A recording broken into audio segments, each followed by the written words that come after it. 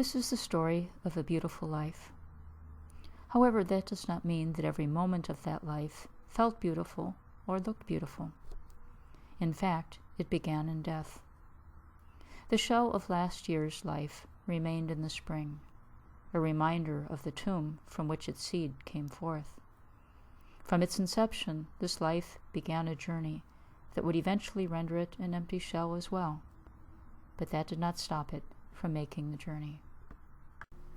This life began as a seed buried in the rich soil of last year's decay. It began before human eyes could even see it or know that it was there. But the little life grew and grew until it made itself known, a green stalk with leaves that open wide to the sun. Its single straight root held it deeply to the earth, ever faithful to the place of its beginning. As this life grew and grew, it drew other lives to it, insects that fed upon it and worked upon it, both destroying and nurturing its future. And it grew and grew until it proudly held forth its buds to the sun, inviting this great light to open its tightness into blossoms. And so it did. Then came the bees.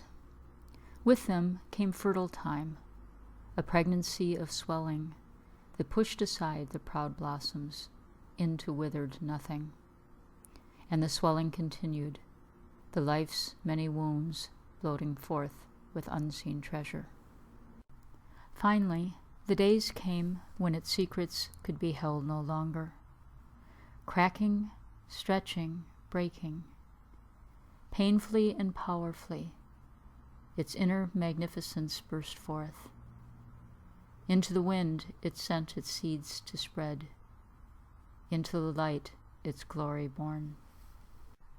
It birthed and it birthed until there was nothing left.